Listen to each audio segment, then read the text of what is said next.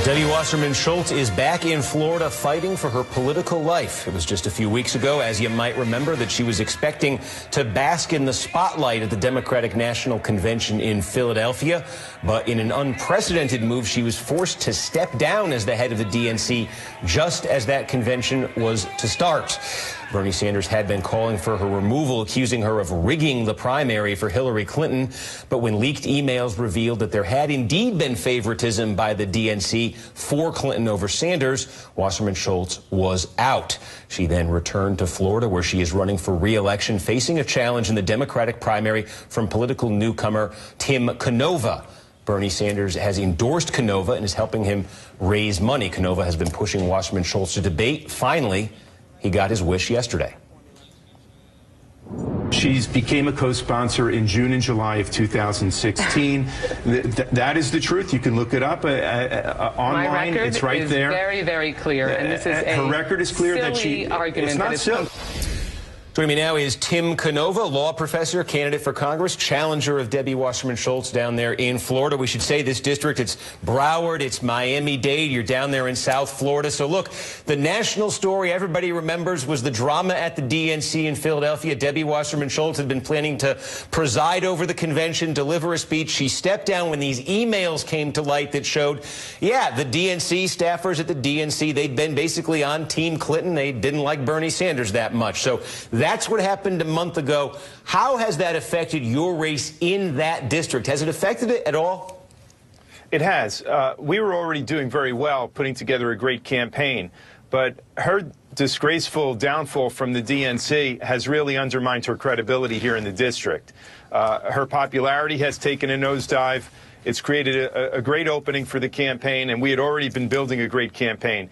You know, and it seems like she hasn't learned anything from the shame of how she handled the Democratic National Committee.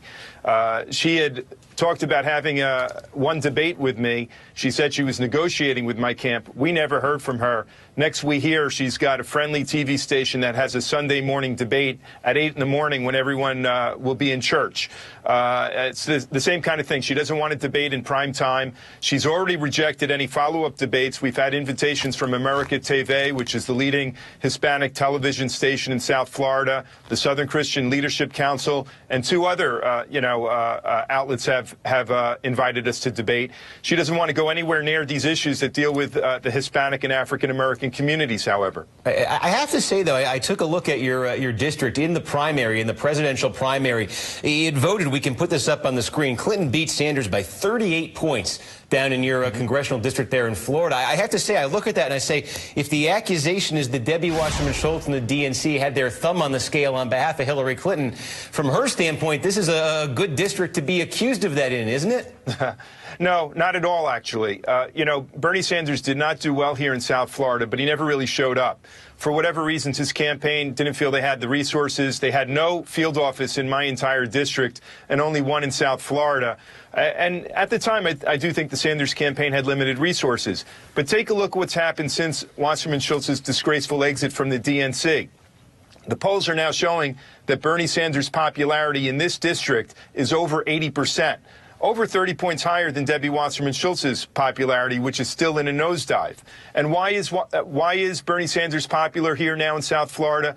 Because people realize he could have blown up the party, he could have walked away from the convention. Instead, he did the very statesman-like thing, and he's trying to unite the party. Wasserman Schultz, however, is a divider. And, you know, if she should win this election, she's going to just drag down the Democratic ticket around here. People are leaving the party because of her all over the country. What's interesting about my district is in the last several months, we've gotten thousands of Republicans and independents to change their registration to Democrat to vote for me. We're expanding the party. If I win on August 30th, when I win on August 30th, I'll be in a position to help this party grow and to help the Democratic ticket in November. This is one of the bluest districts and bluest counties in the entire state of Florida, and we've had among the lowest voter turnouts in the state because of Wasserman Schultz for years. This is about to change. The message you're saying there is giving me some flashbacks. That sounds a lot like a lot of Bernie Sanders themes you're stressing there. Have you talked to Bernie Sanders? Would you want him to come down and campaign for you? Is that something you've had any discussion with him or his team about? we are in discussions, and it's a real possibility. If I sound like Bernie Sanders, it's because we do share the same kind of progressive agenda, and this is what Wasserman Schultz does not want to debate. We talked about Social Security and expanding it, but I'm also against bad trade deals.